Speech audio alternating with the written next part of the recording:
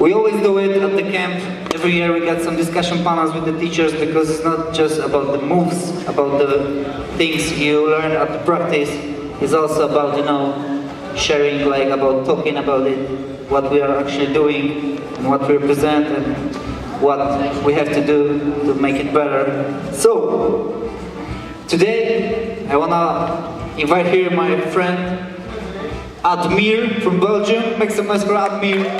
Thank you. He's gonna do the panel with me. Yeah, man. Thanks. Belgium. So how you doing, guys? You good? Yeah. All right. So yeah, with Admir, we prepared some plan for the panel discussion for all of you. So I hope you guys enjoy it. Maybe I pass the mic to Admir so we can share something with you. All right, you ready? Yeah. The reason why we're here is to have a better understanding in what we do. But the most importantly is to understand why you do it. And not why someone else, like why you do it. All right? So, I've been doing a research and I have one question. And on this question, you have to answer it with one word. That's it. And from there on, we're going to continue the discussion. All right? I know everyone has a phone, so we're going to use it. Take your phone out. The teachers have a paper and a pen. Please take it out. If you don't have a phone, just take a picture and keep it in your mind, okay?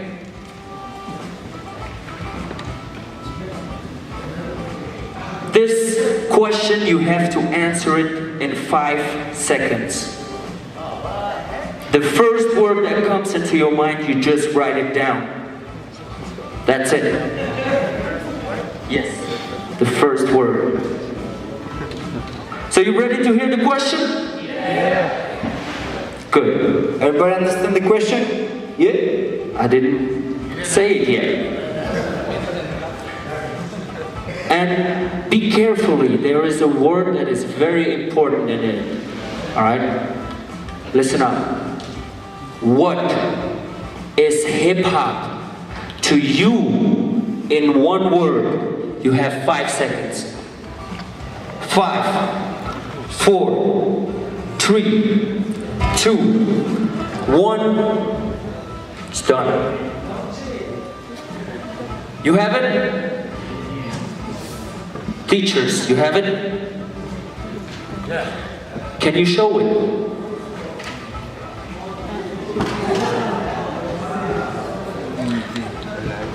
What is it?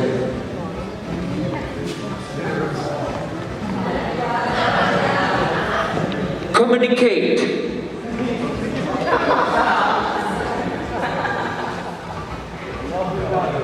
Identity. See it? Life. Alive. Me. Spirit. Unity. Outlet. What is your word? Life. Life. So, I'm gonna stop and I'm gonna pass the mic to the teachers. I would like to know why it's spirit to you and what's the reason behind it. How did you achieve that? And when? Why? How? Tell them. So yeah, my word is spirit, and when I found hip hop, a lot of people you don't know the story, but when I went to first grade in the elementary school, I went to a special class where they teach me how to speak, how to pronounce S, letter S. And the teacher said after a couple of weeks, she said to me like, my real name is Johannes, so, hey Johannes, the way you speak is gonna probably mean that you're not gonna work in a profession that where you have to speak publicly. And I was 6 years old back then. And because of that, I stopped speaking. I didn't speak for years. Only to my closest friends I spoke. But through breaking to hip-hop, I found myself. And after like a little bit of getting better in dancing and getting more courage and finding my own spirit, I was able to speak again. So that's why it's Spirit. Yes. Give it up for Han Solo, please. Like, next one is relax. It's communicate, right? Communication. Why is it communication to you? And Hi.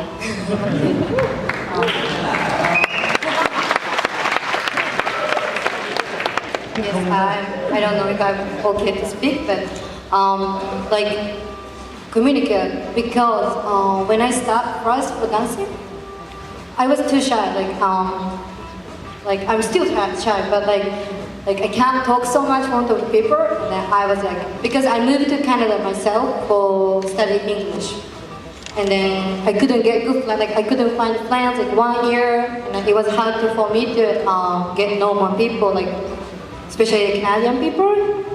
And I always hang out with like international people, so like I couldn't like I couldn't have time to speak English.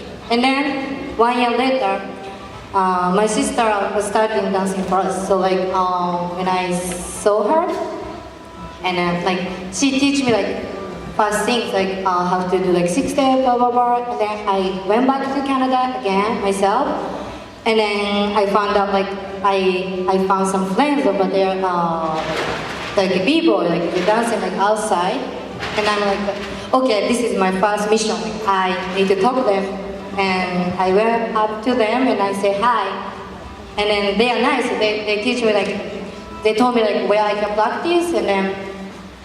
So like how, that's why like I got to like this hip hop scene, like, and for me, dancing is all like communicate with people, because like I can, like if I cannot speak good English, but then I can show them how I well, like you know, I can show myself like dancing is for me is like everything.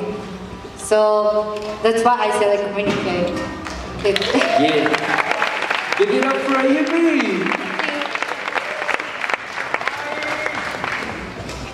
You want to hear the other words? Yeah. All right. Next one. Thesis.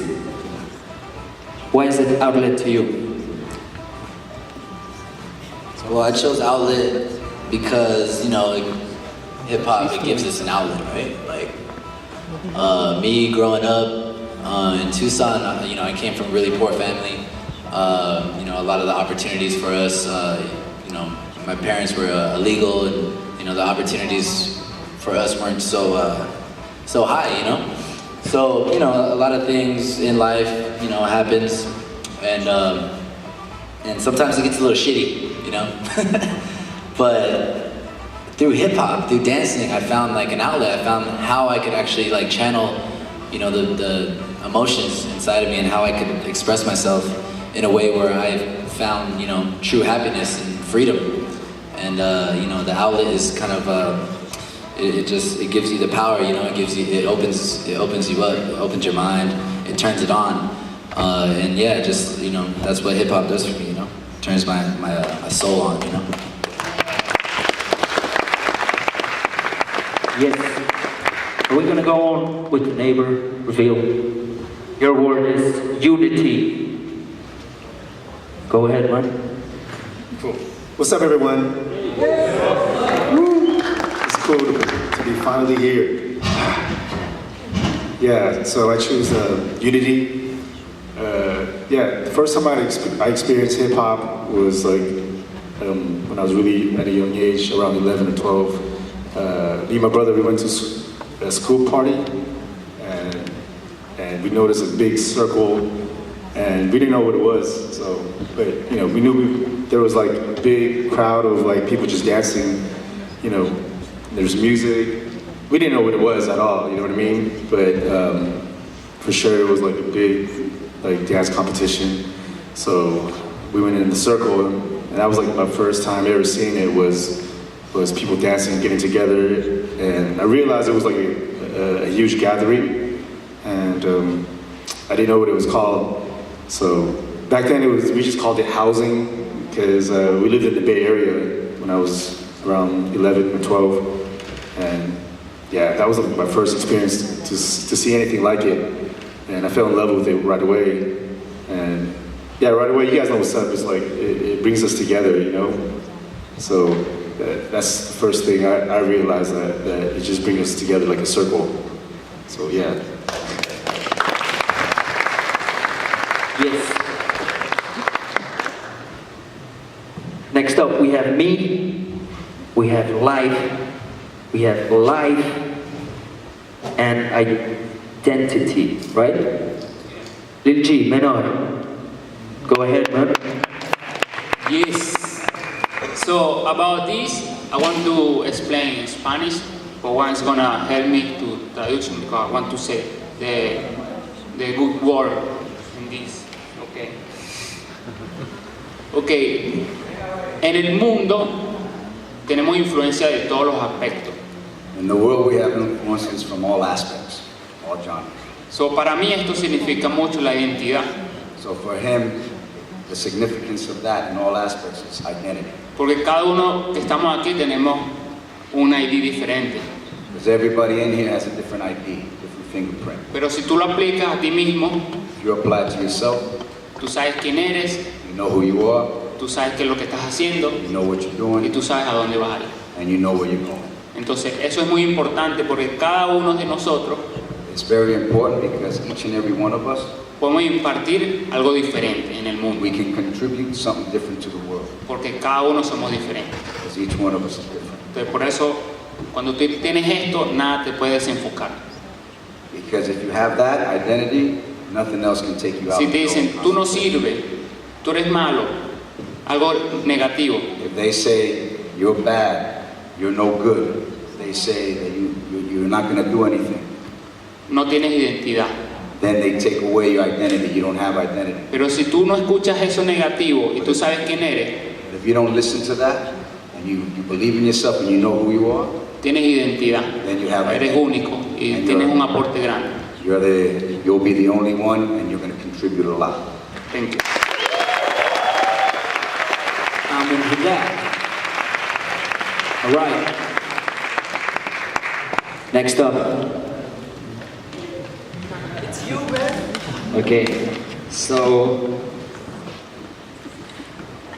me doesn't mean that I'm a hip hop, but it means that hip hop is inside me, such as any other culture. Because culture, any of them, is in your mind and is in your heart. And what is outside you is the background for your culture. So that's it. Yeah.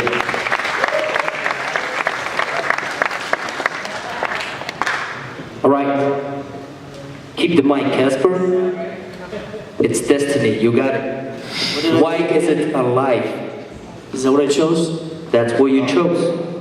Yes, so. How you guys going, man? Yeah! Thank you for being here. Thank you for having me. I chose Alive because, I mean, you guys kind of get it. I mean, breaking to me is feeling alive and having that feeling that nobody can take away from you. We all have like this with each other, but it's also yours. No one can take that from you. You feel alive. At least when I break, I try and do this 150% and believe like this is the last time, but it's not. It's every time. But I put my passion, I put my love and everything that I have, negative and positive, I put it inside and I express myself throughout my dance, and I feel everything, like just the tips, fingertips, toes, everything, my hair. Like I want when I dance to make you feel alive, that you want to dance with me, and we can connect on that level. And there's nothing greater than this right here, talking with you guys and getting down with you guys and dancing. It's incredible. And yeah, it makes me feel alive. Give. For one. Why am I last? Because hip hop is life to you, and you're living. Okay. So I'm not a legend, you guys. Okay. Well, for me, you know, hip hop continues to give me every single word in here. Continues to make me alive. It continues to help me communicate. It continues to give me identity. And it continues to give me an outlet. It continues to give me every single word that's up here. And every single of those words is actually, even if we didn't do hip hop, those words still exist in life. Okay, you have to communicate. You have to find something to express yourself. You have to find something to be alive. You have to find an identity within all this society. Okay? And thank God, hip hop chose me, and it's shown me more about life than anything else that I've been involved with. But I'll be honest, I've been involved in hip hop most of my life. Okay? But it's shown me there is no different color, there is no different religions. We're all different religions, but what I mean is we're all one because of how we communicate with each other through this outlet, through hip hop. So to me, everything that my grandfather or my dad was racist, okay? And I didn't understand how he can be racist being Latino, being Latin, when he was being discriminated against in America because of our Latin name. So I didn't understand how could somebody be racist when everybody else is being racist towards you, you know? So when I got involved in hip hop, it broke everything that I saw as a little kid in the 70s. Okay, there was a lot of things going on. You couldn't walk to one neighborhood to the other neighborhood, this, that. Hip hop broke all of that, and it gave us another word that wasn't used, but Scott said it, a lot of freedom to go to each and every single neighborhood, and nobody really cared about your color, your religion, or anything. All they really cared about was how you express yourself and your skill level. No, it doesn't matter what color. It gave me a life, and I learned so much about different cultures and religions and people because of this culture. And it continues to do it. It started only in my neighborhood and the areas that I traveled to around my neighborhood as a young kid, but now it does it in a worldwide communication, on a worldwide level. It makes me meet new people. I cipher with the kids, I cipher with the older. At my age, usually my friends that I grew up with do not have a communication anymore with the outside world this way, you know? You guys are helping me grow and see the world in a beautiful way when there's a lot of things happening in the world in chaos. And you guys still give me that hope that the world there is still good. And hip hop is giving me that. And you guys are giving me that. You understand what I'm saying? And that's why I choose life. It continues to give me that. Cool? yes. So, as we can see, all these words are values. Right? So, does anyone in the crowd has a question? My Belgian friend. Do I give it to your brother or to you? It's a twin. There you go. First, before I will give my question, clap your hands for my man Admir. Give it. Thank you. Big shout out to you. Big shout out. My question is for you guys. Was there a moment in your life that you said like for yourself, I want to quit hip hopping because it didn't give me what I want to achieve, or it gave you something bad or something like a thief's love, like something you didn't want to experience? And who you want? Everybody, I don't know. Right, who wants to answer? Thesis? Alright. There you go, bro. Yeah, I mean, I've been involved with breaking for almost 18 years, and man, there's been a lot of ups and downs. You know what I mean? It's been one of the most complicated relationships of my life. You know what I'm saying? There has been times. There's actually it was a little bit more in the earlier time of my breaking where I was just kind of like, you know what, like screw this, I'm cool. Like I'm not gonna get any better. You know, I doubted myself. I'm like stuck. My mind was stuck and stuff like this. And, I mean, later on, of course, I broke through that, and then I found like you know, new love within hip hop. You know what I mean? It constantly happens. Like there's ups and downs all the time, but like for some reason, for me at least, when I get like back involved and I'm like refreshed, and you know, I'll take a break for a little while, come back. Every time I'm refreshed, I love the dance even more, which is like, you know, it's kind of crazy. But I feel like it's the frustration in this life. It's real. You know what I mean? Like we go through a lot of situations in life, and it's not a wealthy thing. Like we're not getting paid like, you know, so much for what we do, because you know we have honor for this dance. We love this dance so much that we don't want to, you know, taint it. You know, so it gets to a point where yeah, like struggles do happen. You know, and it does get frustrating sometimes. But there's different mindsets and like how you can look at it. You know what I mean? Like you could either it could make you or break you. You could appreciate the struggles, you know, and then grow from that and grow stronger, or you could just give up, you know. And I think hip hop teaches us a lot about like, you know, like staying strong and like having honor and having code and understanding like this, you know, it helps us, you know, it makes us. So yeah, I mean, it happens.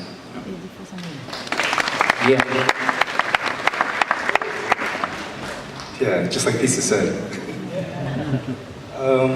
Yeah, you know, just like life, you always go through bad times and good times. You just gotta pick yourself up, you know what I mean? But I just try to not give up. You know, it's that simple. You know, whether it's breaking or life, you know, you gotta balance it. You know, so that's the thing. You gotta just whatever you do outside of breaking, and you gotta just make time for it too. But yeah, man, either it'll break you or make you. You know what I mean? So like, yeah, it's just to me it's an outlet. You know, if I go through hard times, I gotta dance. So that's the only way. I just keep it simple. You know, so yeah, that's pretty much it. Yeah, for me, like, I don't think hip-hop is something you're gonna quit. Like, it's not like ice hockey. You play and then you stop playing and you get kicked out of the team. You know, you're here for life. You always have your family wherever you go. So it's something you fell in love, and even though there's ups and downs, like hip-hop taught me to see the struggle as a not as a negative thing, but as a opportunity to learn, opportunity to grow. So I think that's the most important lesson for me. Like something bad happens, or you have to struggle, or there's some kind of pain or some kind of loss. Through hip hop, I found that actually it's part of the life. You just have to go through it and make your best anyway. Because yeah, that's what it is. That's life. Yeah, I actually feel the same, because you know, like to be in a hip hop, it doesn't mean that you practice hard every day. You know, if you just if you just love the punk music, and if you just love dance, and if you live with it, you're still in the culture, you know. And there is like no other ways, as I see. So for me, it's never happened. I just love to dance, and I just love the music, and I will do it as you know, like as much as I can with the ages, like. Yeah. So you never had bad times? You just said like you never had bad times, right? Like it never happened to you, like you always stayed positive. And what is your mindset behind, like how you achieve that, to be that way? I don't know, I mean like I'm positive minded, you know? I mean anything happen, even if it's shit, I just try to find the positive points of that, you know?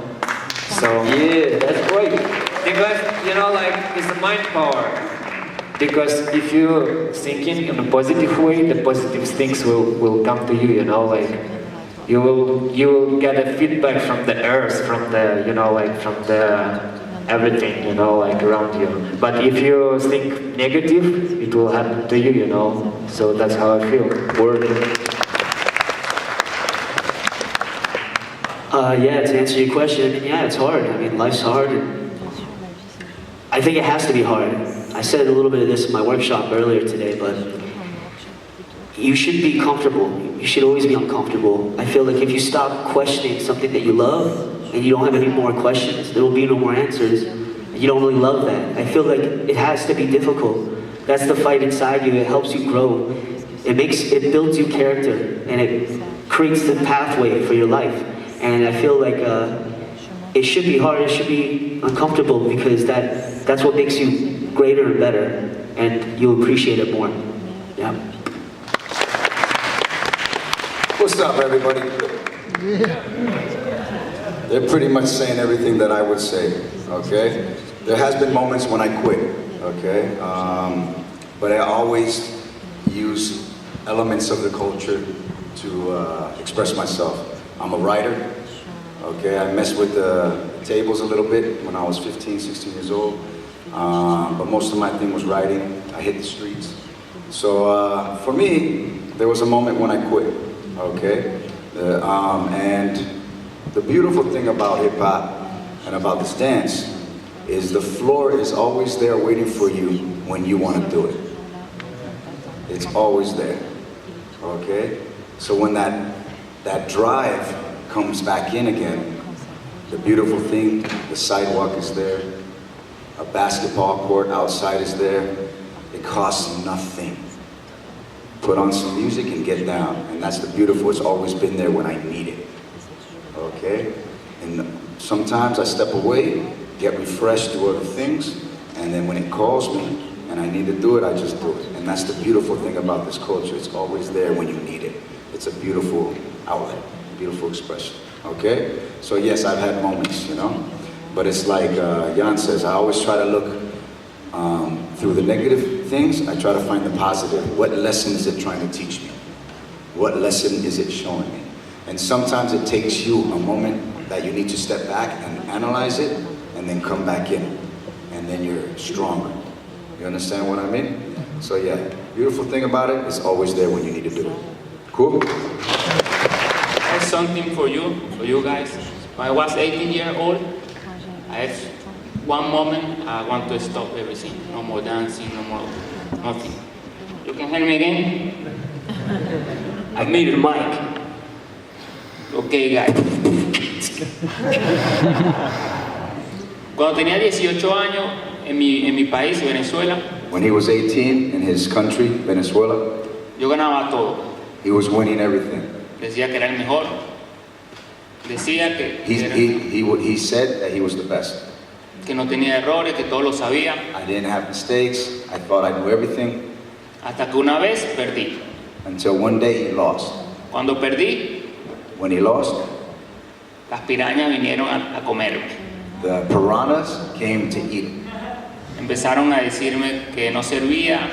People started to say, he sucks, he's no good. No dijiste que eras el mejor. I thought you said you were the best. Iba a las competencias y cuando bailaba me gritaban cosas malas. He would go to the competitions, and when he would dance, people would yell at him bad things. Cuando ganaba, When he would win, los jueces votaban en contra. when he would win, judges would vote against him. Y fue un momento para mí como, ¿qué pasa? It was a moment when he started to realize and say, hey, what's happening? Si yo era el mejor. I was the best. Fui a mi casa, He went home, eso me desmotivó it motivated him. y fue como que ya, fue mi momento, ya no bailo más.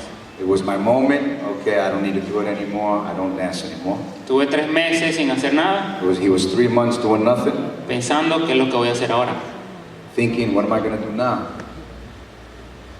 Muchos años haciéndolo y ahora qué pasa. Many years doing it, and then now what's happening? I'm not doing it anymore.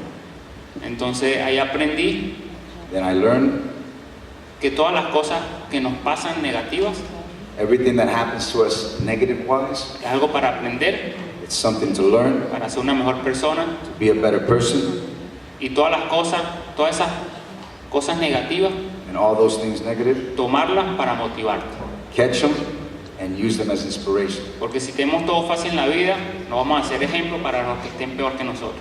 And he said, if everything comes too easy in your life, you're not going to be the great example for the other people. Que pasen peor. That they're going to be going through worse.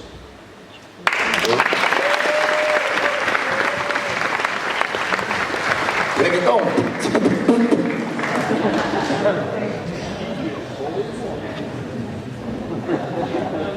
Hello. It's okay. Every time I say hi. Okay. I'm sorry. For me, last 10 years I never had a feeling I wanted to quit.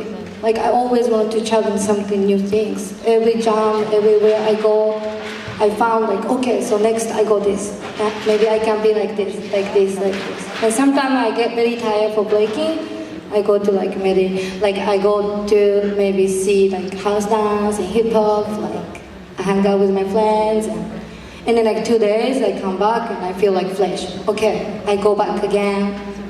And yeah, that's for me, like sometimes it's really hard because like some problem and many things I need to always challenge, but I don't know, it's like, it's happy to do this all the time for me. So yes, that's all. Thank you. Give it up, guys. Please give it up for the teachers and the students and everyone, because it's crazy. They're speaking from their soul, actually. They're really they're speaking from deep, and it's personal things. All right. I have a next question, because we're here to catch the flavor, all right? But what is flavor to you? And why is it important? Can't swim. Can't swim. There you go.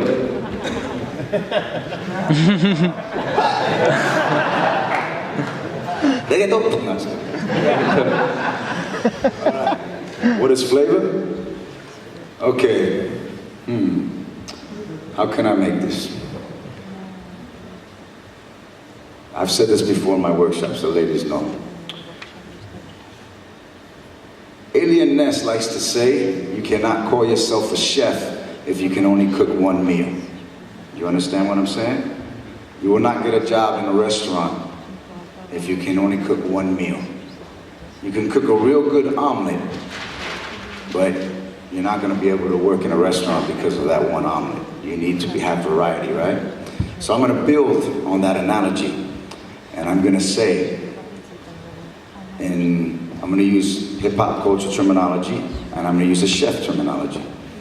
Let's say I have all the ingredients to cook a soup.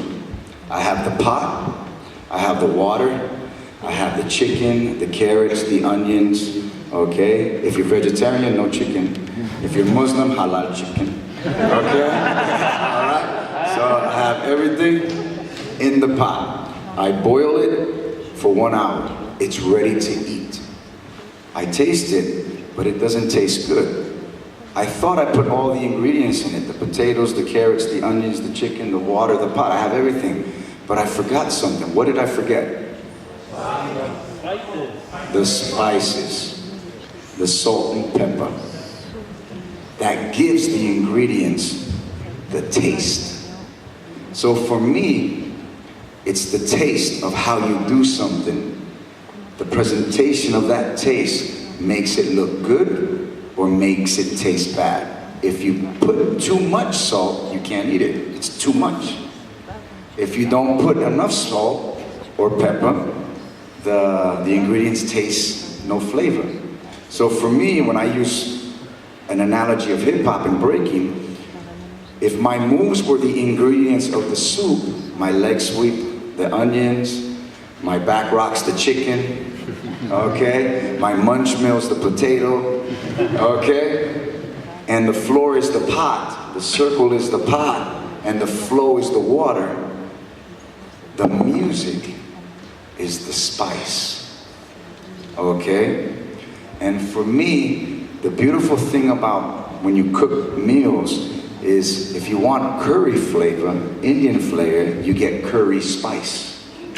If you want German flavor, you get mustard, okay? If you want Puerto Rican flavor, you get cuchifrito and sazon, okay? So it's like, for me, when it comes to this, the music is the different spice of Indian, German, all the spices that exist, and it's telling you how much of the salt and pepper you're gonna put onto your moves, onto the ingredients, okay?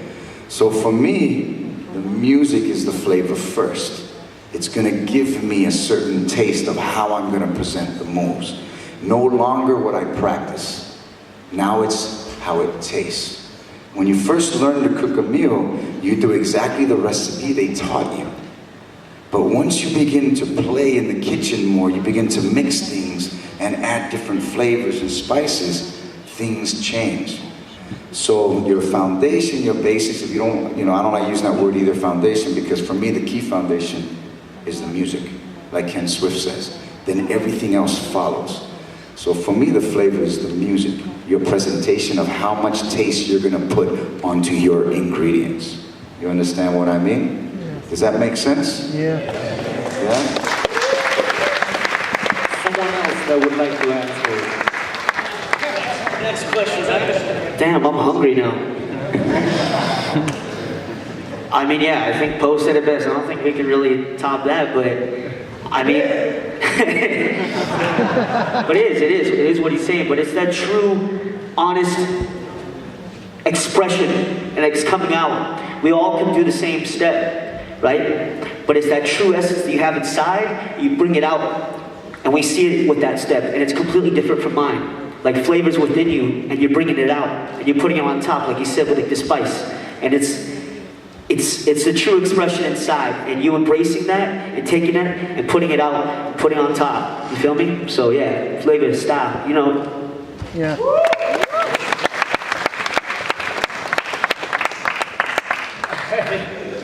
So I really think that all of us will already have a flavor, but we must catch it and put it to our dance, because like I said already on the workshop that, for example, if you have a friend and you see him so far from you and you don't see the face, you know that is your friend because you see how he's walking, and that is his flavor. But the hard thing is catch this flavor and put it to your dance style. So that's what you must work on, Yeah. So yes, I think the flavor is the key thing that separates us from gymnastics or stuff like this, from sports. It's the art. It's the soul we bring to our dance. So plus all the other things they said. So, but that's for me is the key ingredient, like that makes it breaking. What makes this art and why we do flares and gymnastics do flares, why it looks different. That's the thing, yeah.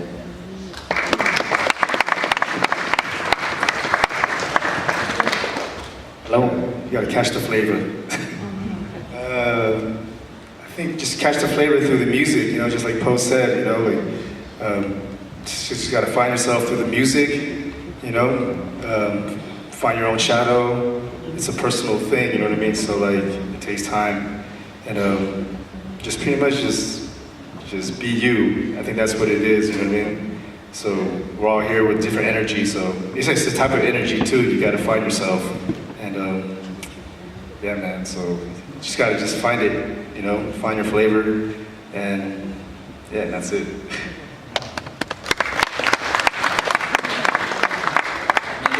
They covered most of it, but I mean, for me, like he said, it's like the soul. We all have something inside of us, that's really special. You know what I'm saying? And if we can channel, our soul to that expression, it's almost, for me, it's like kind of like a spiritual thing. Like when you see someone dance and they caught that flavor and they're in their moment, it's like almost like they're untouchable. Like there's like a color around them, like an aura, like an energy. And when you could let that energy kind of guide you, you know, obviously through the music, then like that's when you're catching that flavor. You know what I mean? That's at least in dancing. I mean, in anything you could have flavor. You know, in clothes and in music and in anything, because it's an art. Like you said, it's an art.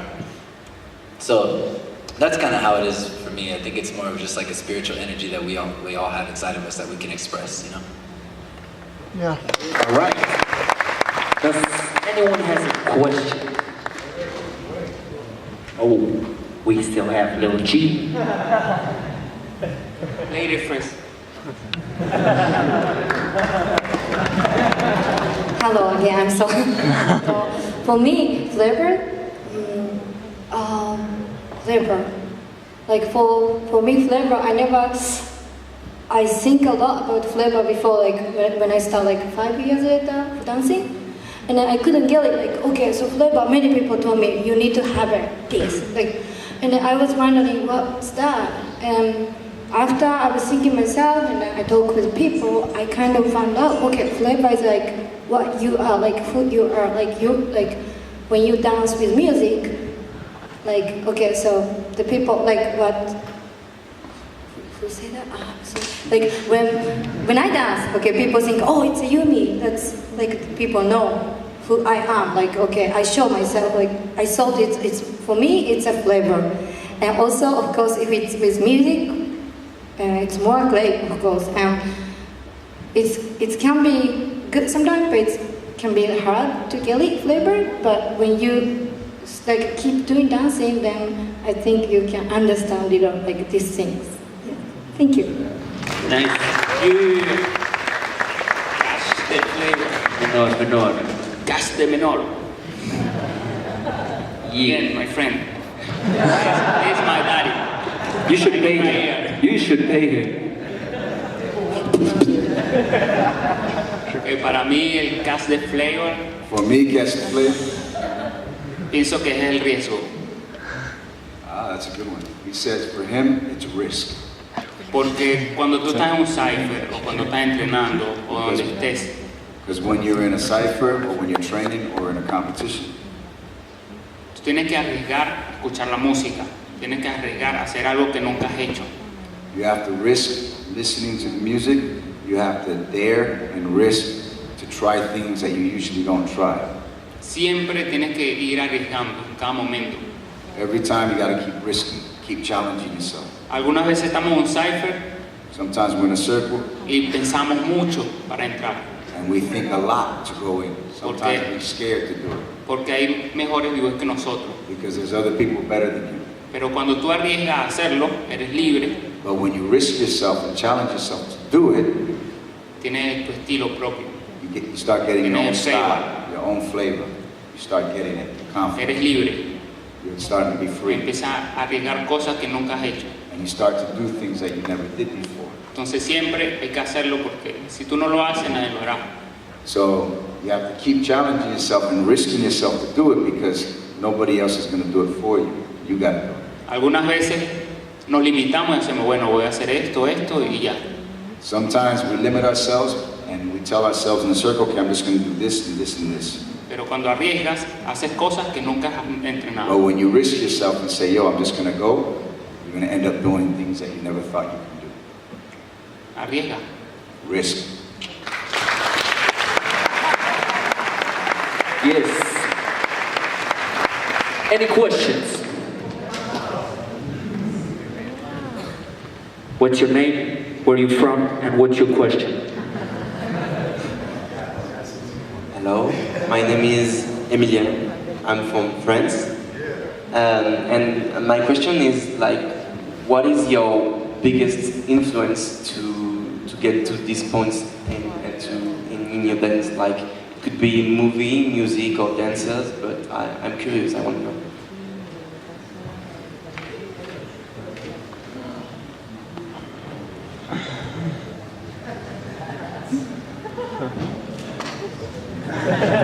Thesis is the guy. Like my influences, voguing, the bathroom with the door locked.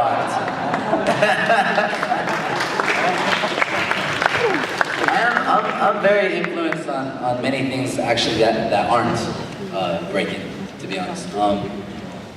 Mainly just because that's kind of how my mind can be a little bit more inspired by not really like fully understanding something. You know, if something's new, then it's like kind of it's fresh. You know what I mean? And that's kind of what I like to do. I like to keep my mind a little bit refreshed, and also like have the student mindset. You know what I mean? Of learning. I mean, like I'm influenced, you know, by breaking too. Of course, you know what I mean? I'm like the Freshest Kid documentary like changed my life. You know what I mean? Seeing that and seeing all the OGs talk about, you know, the beginning and everything like that. It's like it's incredible. You know what I mean? Like it's really like a inspiring story. Hip hop is a very, very inspiring story. You know what I mean? Like it's you know, a bunch of, you know, kids, you know, from the street breaking, like, you know. I think that's amazing. I think that's like influential by itself. But personally, I mean, yeah, actually I'm influenced by like just a lot of dances, a lot of different dances and movies and just like random stuff, dude. Like I was telling my workshop, the last one, we were talking about mixing styles and stuff like that. And I got to a point where I told him a little story about my little brother. My little brother used to break when he was like, you know, he was like 5 years old to like 9 years old. And he came like after school. He like came and he was like so happy. He wanted to practice. And he showed me like, yo, I got this new move. And he kind of was like hopping on one leg and one arm, and it you know, it looked fresh, you know. And he was like, yeah, I got it from like I saw a dog with 3 legs, and I think one of the legs was hurt, so he kind of was hopping on 2 legs. So and then he made it into like a breaking move. And this little 6-year-old just changed my whole mind, you know what I mean? It changed my life and how you could be influenced by, you know, random things. And that's kind of how my mind works when it comes to influence.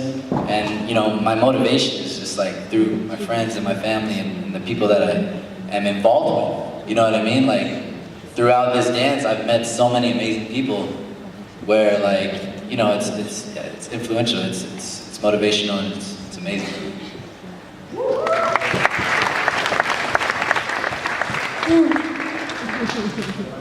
Yeah, I get influenced different times, you know what I mean?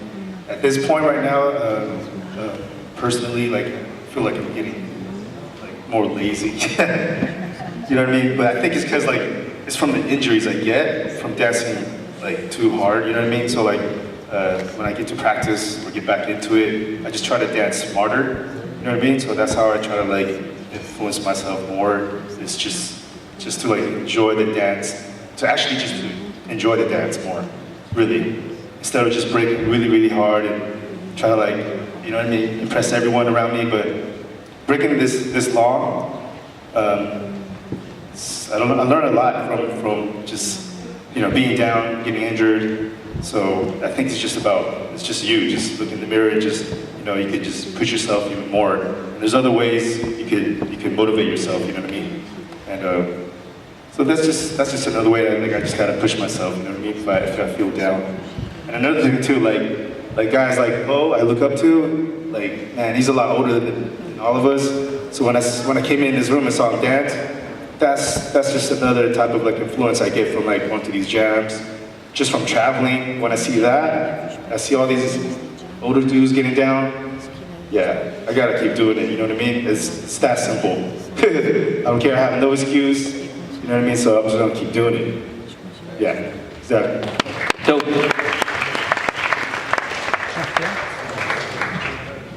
So for me, right now, this is really simple. I think this is the easiest question to answer for me.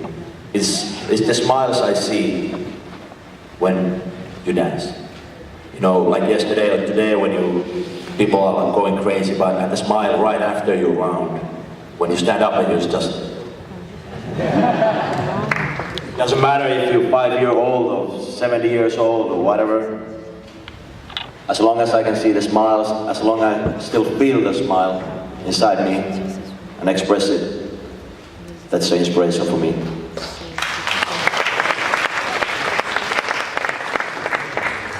For me, it's really easy. I would say that it's everything I see around me, like everything. Like when I was I was watching people in movies all day long, you know, but after I get bored and I just try to open my mind, and I don't know, like sometimes you get inspiration from some crazy things, even like you are sitting in the park and you see the form of the tree growing, and you get influenced from there, you know, or even if you watch to other dance styles, you got it from there. If you watch to the martial arts, you get it from there.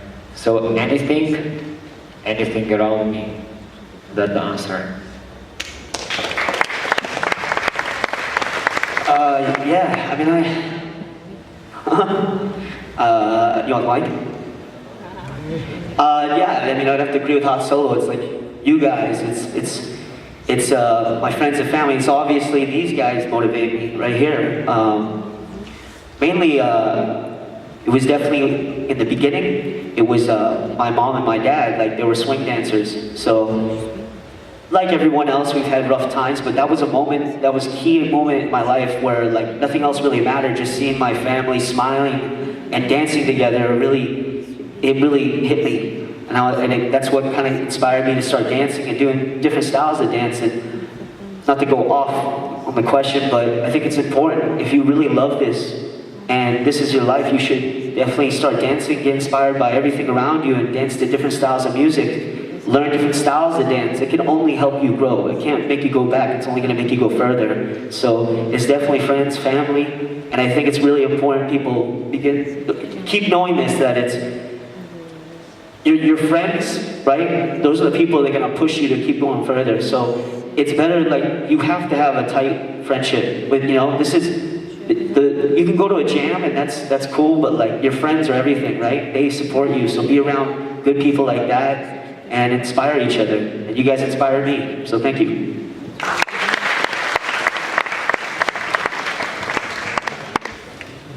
All right, well, I've had a long journey.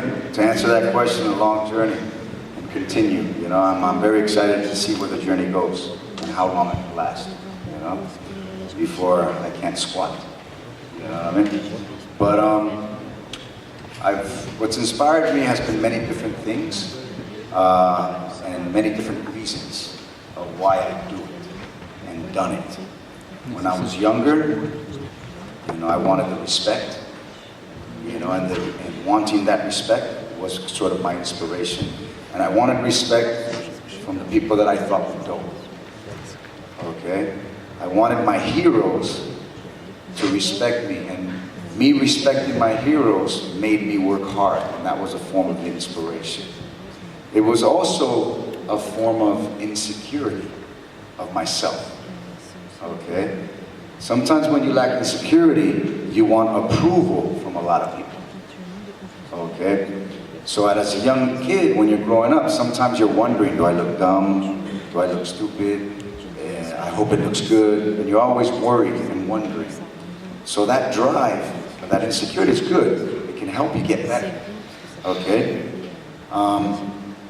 So I reached the goal of my peers walking, crossing the circle, and shaking my hand and telling me, yo, you're dope. And I looked and I said, for real? You know? So for me, that's sort of like a trophy. Okay? When somebody you really respect walks up to you and tells you, you know, you're dope, you're incredible, keep doing what you're doing, it means everything. Okay? So that was one inspiration. Then I was blessed with the opportunity as I grew older. My little cousin, Stilo, does everybody know Stilo from California Crew? Yeah. Okay. Stilo was the first person that ever asked me to teach him how to dance. He was 13 years old. It was 1992. I was 22 years old, and I had not broke since 86 to 92. I was not touching the floor. I was still going to clubs, dancing and stuff, but I wasn't breaking, you know? And his brother, Joe, told him, hey, he told Stilo, CeeLo, Poe used to break back in the 80s. And she goes, no, he didn't, he's fat. Because I was really fat. I was about 105 kilos. When I stopped dancing, I got really, really big, okay? But he would see me at the clubs dancing salsa and jamming out, but he said, that guy can't squat on the floor, he's too fat, you know? So one day he asked me, CeeLo goes, hey, Joe says you used to break. I said, yeah, I did a little bit. And then he goes, let me see. So I did a 1990 really quick. And I think I got lucky because I did like 3. You know, I think it was beginner's luck, you know, for not doing it in a long time. And he goes, oh my God, you break, la la la la. He goes, teach me. And I said, I don't do it anymore. He kept bothering me for about a month. Come on, teach me. And he's a little kid, 13, he kept pulling my shirt. Come on, teach me. And I said, I don't do it anymore, man. And then I wanted to do it. But really, nobody was really doing it anymore around me. In Puerto Rico, nobody was. And there was a time when people didn't like it, okay? In the 80s, they made fun of it after a little while. So those memories kind of like, nah, I don't do it anymore, but I wanted to. And so one day I said, you know what, man? You want to do it? Okay, meet me at my work. I was working in my brother's bakery, in a bakery. And I said, meet me at 9:30 every night, and I'll start teaching you. And he came every single night. And I started to teach him. And then the love that I have for it came out. And then I started running every day. I changed my diet. I started losing weight. And then he started to bring friends. Sammy Smooth, okay? Menix from Flow Rockers. All these kids that you maybe don't know, but started coming. And then before you know it, I had about 6, 7 guys in the bakery every night practicing with me. Okay? And then that gave me an inspiration to keep going. All right? Because in Puerto Rico, it's a rough country. Okay? It can be very rough. And the neighborhood I lived in was pretty rough. It's called Royal Town. Okay? It's in Bayamon. And so it was just, these kids had something to do. They weren't hanging out on the block. So it gave me a motivation to keep going. Then Rocksteady Crew came out on TV, on The Grind, okay? About a year later or something. And when I saw them come back, I was like, okay, if these guys are coming back, then I'm gonna come back, fully come back. So I wanted to go back to America. So I'm sorry to make a long thing, but I wanted to go back to America. So that was an inspiration. It was like a gypsy looking for dancers again that I lost contact with for many, many years. Then I find one, then I find a whole new generation of kids that were breaking already in America. And then, because I was coming from Puerto Rico at the time, so I wanted to go to Europe. And my first time in Europe was in France. And I wanted to meet Actual Force. Okay, because they're a big motivation for me. I became Actual Force in 1997, that year. I'm a member of Actual Force and proud of it. A lot of my flow and my sweeps come from Gabon, Hassan, okay, Ibrahim, Pascal Blaise, okay, and then Karim Babouche, the list goes on, okay. So I went to France, I go to Châtelet, and I meet them, by battling them. They called me out because they saw an American b-boy. And I said, okay, let's battle. So we battled. And then after that, we became the best of friends since 97. And I taught my first workshop in 97 in Europe. And that was the first time I ever did an open workshop to the public, okay? And I realized that I was able to articulate and say and break down the dance in a way that I didn't realize I knew how to do to the public, okay? So I began a different inspiration. Now my main inspiration is to share the culture and to share what the culture has given me. And that's life and communication and energy and identity and outlet. Okay? So my main inspiration now, after all those long journeys, is to see how long I can go and to share as much as possible to you guys. Cool? Give it up, yeah.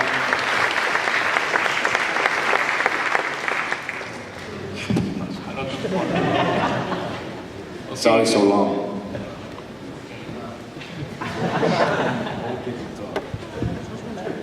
Ok, yo he tenido mucha influencia en mi familia, muchos vivo en todo el mundo, en especial los niños. I've had a lot of influences in my life, my family, people he's met, but most of all, kids. ¿Por qué los niños? Porque como yo comencé a los 11 años, cuando veo un niño me identifico mucho y eso me motiva un montón. Why kids? Is because when he started, he was 11 years old, like a lot of us, actually. And Cuando los veo me motivan bastante. so when he sees the kids, it motivates him a lot because it reminds him of things. Pero en este momento mi mejor influencia es Dios. In this moment, his biggest inspiration is God. Porque me enseña a escuchar, me enseña a aceptar mis errores. It shows him to see, it shows him to accept his own mistakes. Me enseña a pedir disculpas a las personas que hago algún daño. It also teaches him how to forgive and to also say sorry to the people he's done damage to. Pero también me enseña a perdonar a todas esas personas que me quieren ver malo, me dicen algo malo. It's also showed him how to forgive. Thank you. Wow, yeah.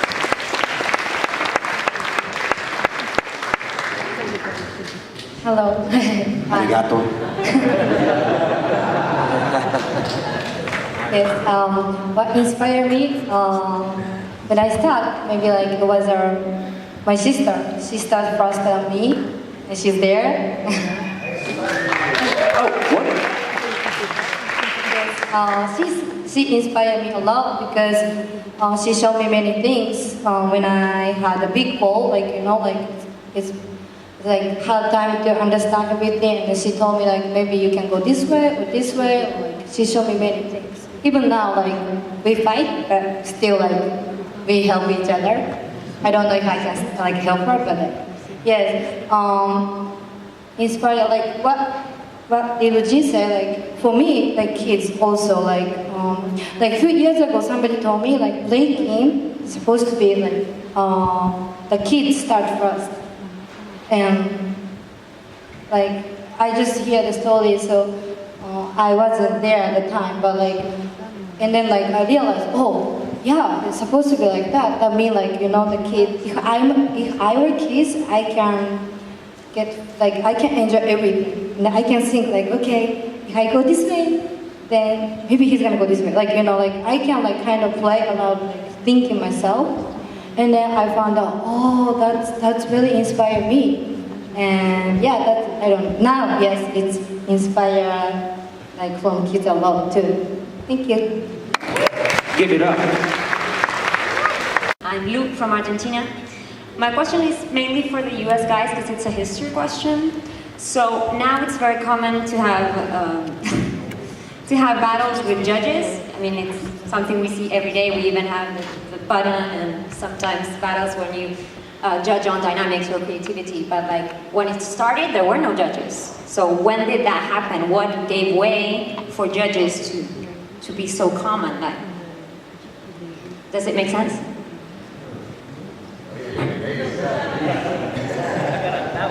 So when the judging came... Like actual judging, because one thing is having a battle in a cipher or calling someone out, but there are no judges there. So if that's how it started, at what point in history and why did we get judges? Oh. When did that happen? Why? Why? What's the reason? When and why and how?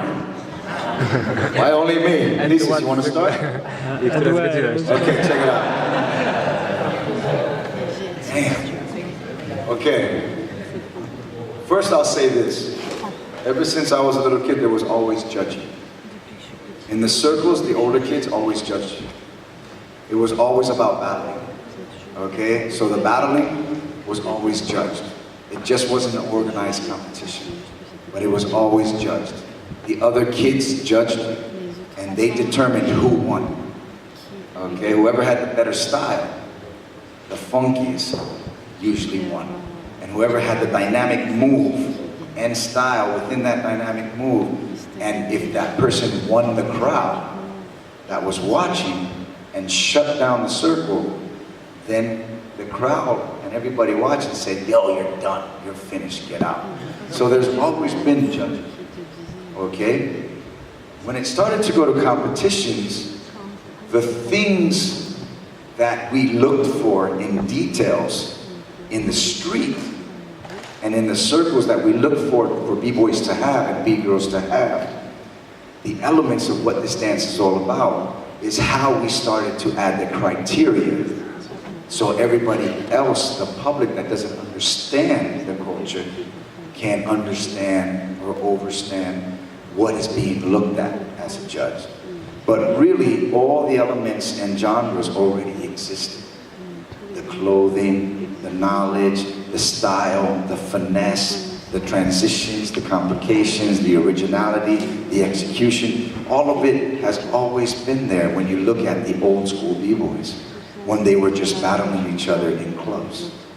You understand? So the only difference for me now is now it's organized, paper, you know, screens, point systems, you know, but all those point systems and everything is still based on the knowledge of the judge, of the culture that they're involved in.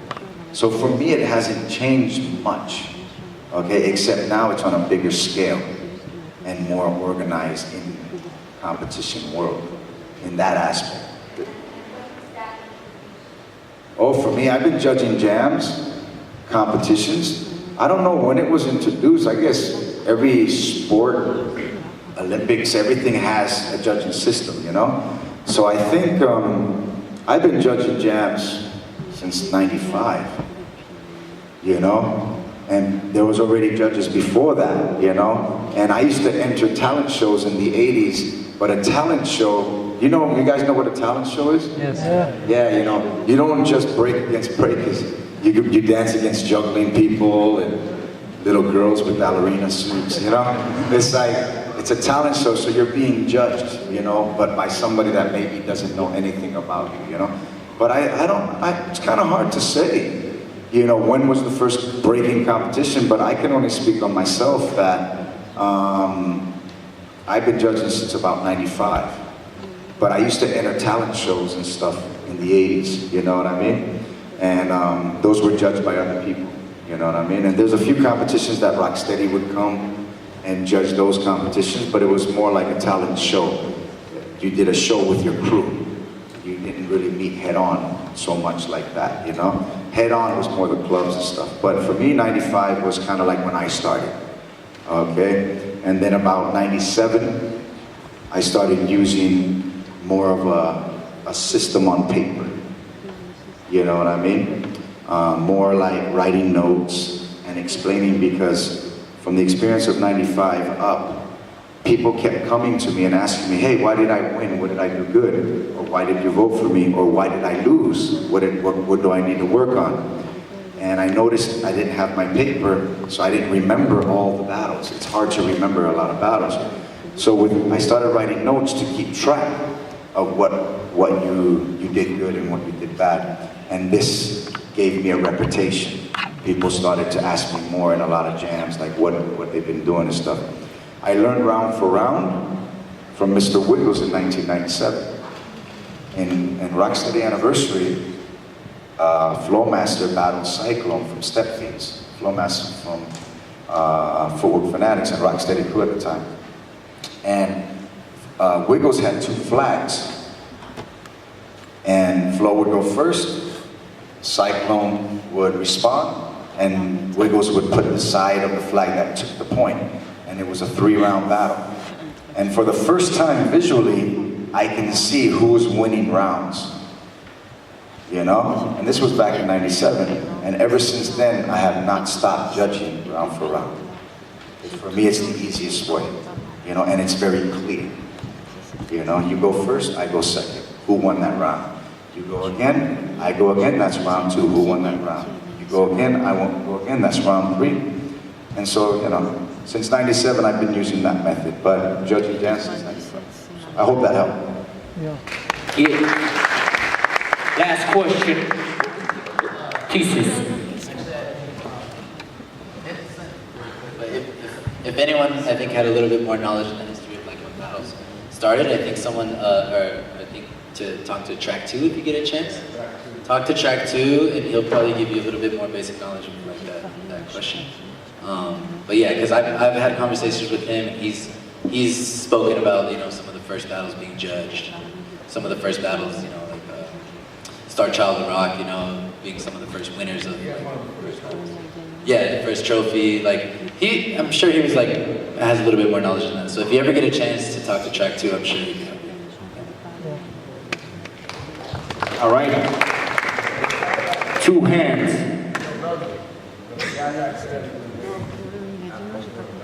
Where is he? All right. For one said it, so. And that's the last question. Thanks, Paul. This question is actually for you because you approached me about it. So I actually asked it in Casper's workshop, and the question was, what does the breaking culture need to be on a more professional level compared to, you know, all the other athletes and skateboarding? And, you know, what kind of mindset do we have to be in, you know, to get to that level? All right. That's a good one.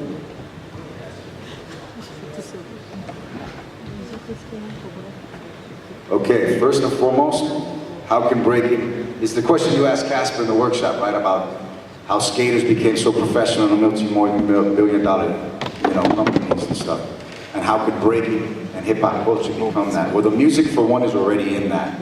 You know, they're making thousands, you know.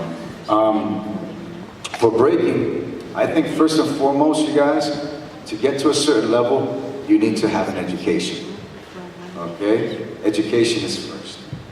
Learn business. Learn how business works, okay? Take many different courses on organizations, how to promote, how to organize an event, how to handle your taxes and your money, okay? Because when you become big scale, if you don't have the education, there's a lot of people that will take advantage of you. And hip hop has been taken advantage of. Okay? People have taken advantage of Rocksteady, New York City Breakers, and took a lot of their money when they were kids. And Wiggles and them always talk about this. You know? If we understand contracts, okay, I'm gonna say something. Red Bull, big respect to Red Bull. Okay? But, if you read the contract is saying, we own your name, we own your identity, your voice, everything from this certain event, blah, blah, blah, blah, indefinitely. Indefinite means forever. Forever, once you sign that contract. We have the right to sell it, your image, your voice, everything, to third parties. The third party is, if Puma comes, okay, and they said, oh, can I use Po 1's image for a nude advertisement in Puma store? Red Bull will make the money from that, sell my image to them, but I do not receive nothing because I signed that contract. Because I sold my rights for them to use anything they want of that event, of the Red Bull event, that I am in. So I walk into a Puma store, and there's my picture next to Puma baskets, okay? You understand? Next to Puma basket. And people are buying those sneakers, they're using my image because of those sneakers. I mean, because they're buying those sneakers because of my image, right? I have no right to go to court and say, hey, I never did a job for Puma. Why are they using my image? And they'll say, hey, remember when you signed that contract, you gave the right to Red Bull to sell your image to any company they want. So I lost an opportunity to make commercial money because I sold my right. So you need to learn to read the contract. And even if somebody tells you, oh, this is a normal contract, okay? It's normal here, just sign it. They always tell you that, it's normal here. It's the average contract. And you're like, no, you read it, and if you don't understand something, you look for somebody that understands it to make sure that they do not take advantage of you. I'm not just talking about Rebel, I'm talking about in general. Every company. If you don't like something, you cross it out. You have the right to change the contract. You have that right. As an entertainer, as an artist, and everything, you have that right. Most people, we want to be humble and we don't want to cause any problems in the event. Sometimes people think like, oh, I'm just going to sign it because I don't want to cause any problems. They brought me here, I'm going to do the job and it's okay. But it's the wrong way of thinking because companies, they are giving you that contract because they are watching their ass. They want you to sign it because they don't want to get in trouble if you come to them and try to sue them. They want to cover everything, every basis legally for them. So if they don't care about you, you shouldn't not care if you say, hey, what does this mean? You should care. And you should say, what does this mean? What does this mean? What does this mean? I don't like that. I cross that out. I cross that out. All my contracts that I do with Red Bull, I always cross things out. And every time they hand me one, they already know. They already know me. The people hand me, they go, yo, Po, here's the contract, man. I said, yeah, let me look at it. Oh, I'm not going to sign that until this is changed, this is changed. Boom, I cross it out. They come back and they bring me a brand new contract with everything that I want to change. I always change. They can't sell my image to a third party, which means another sponsor.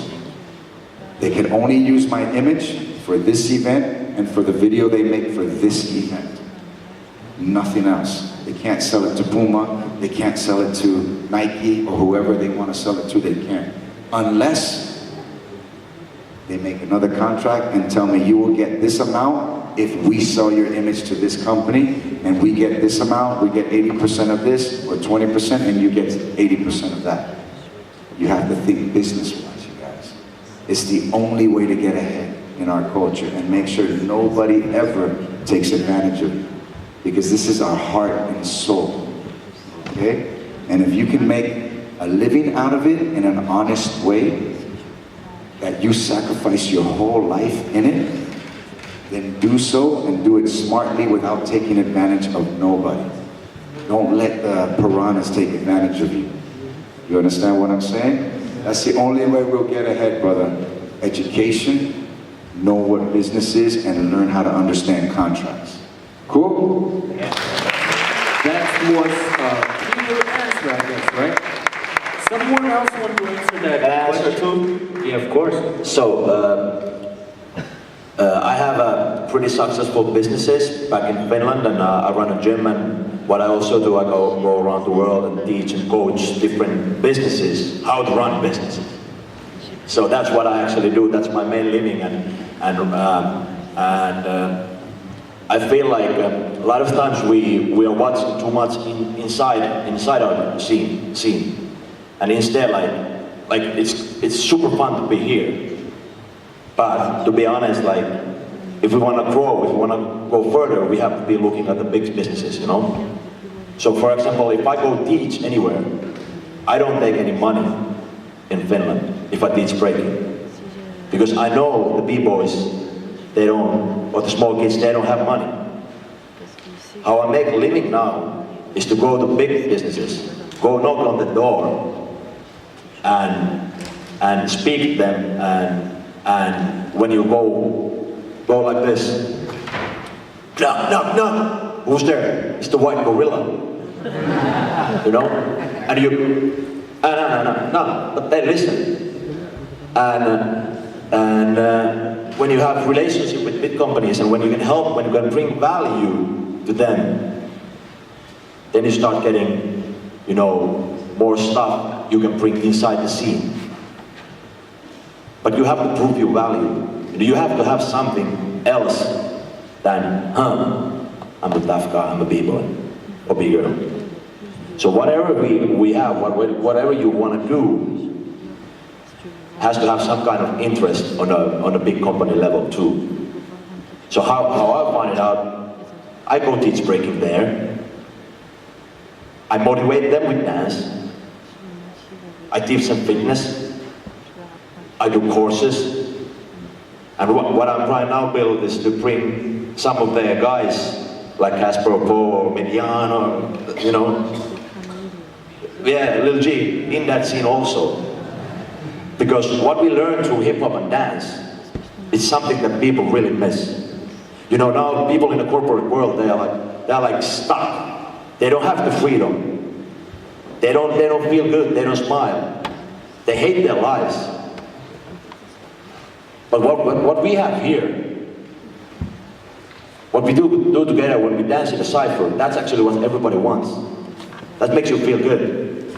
And if we can bring that message to all the big corporations, we're gonna have value, and then we start to grow. Yeah. But we need everybody. Actually, it's everybody's job to show what we are doing and be loud and proud about it. You got it? Sure.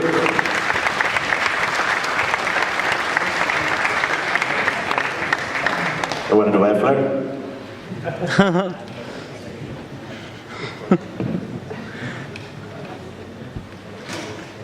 Menor, you want to answer the question? Question. Dile a él. Tiene 5 segundos, toma. Actually, yeah, ask that question. He said, you got 5 seconds, he's going to ask you a question. La misma pregunta. La misma pregunta. Así está al principio. Dale, la misma pregunta. Te lo digo en español. Okay, he says the same question you asked us, you got 5 seconds. So go. 5, 4, 3, 2, 1. Everything. Todo.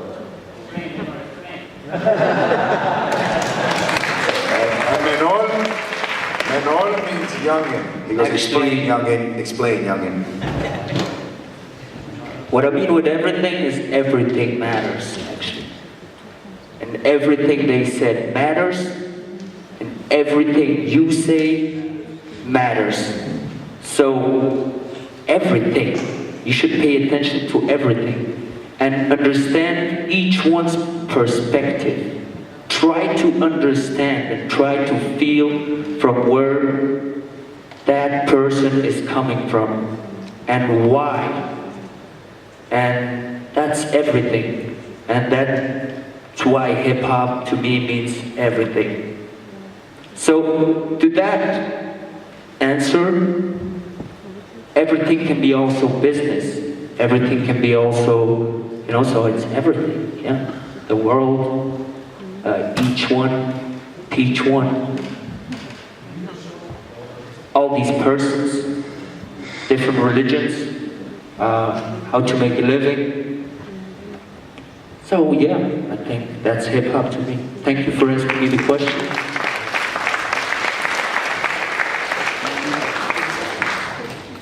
So this guy came all over there to ask a question because it was very important. And when it's important, it's hip hop, so let's go, freestyle. Thank you for the opportunity. I'm sorry for taking your time. I hope it was worth it. And with putting no pressure, you just answer as you feel. The thing is, I starting to, like everybody, build my own personality, and I think about the main question, what is the most important thing for me? If I could do anything without limits, what would it be? So I think I would find the people that I can bring my idea to. So these people will help me to push the idea forward. The idea is live in a free world. So let's say everybody will dance. Like Chinese have at school, they have a time for Kung Fu. That's what would be like in the culture of the whole world. They will bring the dance to the education of the young ones, and everybody will dance. Like Chinese that have their tradition, the tradition will be free. And I think we bring this freedom. There is nothing that stop us. We have no rules, and we can. We have the power to accept. We accept the change better than anyone with no rules. And I think the thing that I wanted to ask after everything I said,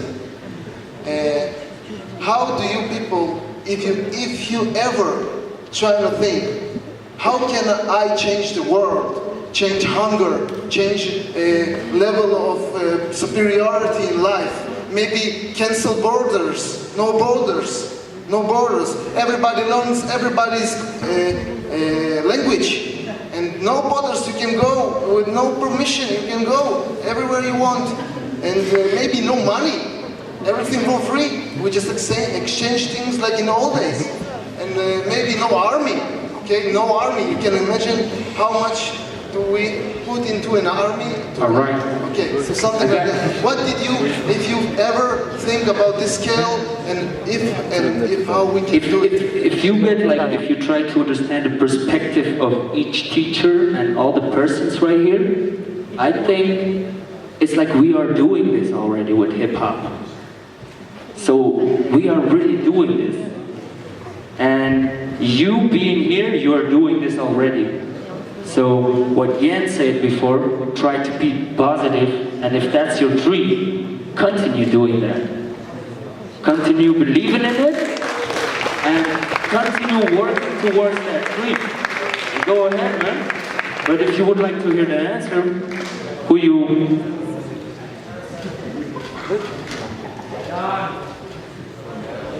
Yeah, come on, give it up to Yan! Give it up for Yan, everybody, let's go! So, for me it's really easy, you know, like, if you want to change the world, you must start from changing yourself. That's it.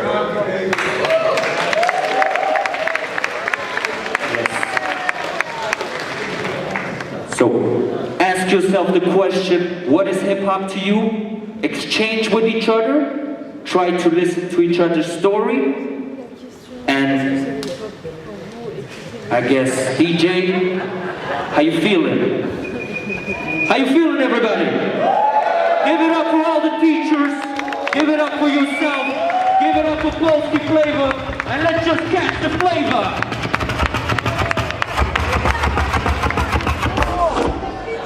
It's a party, y'all, better move right on.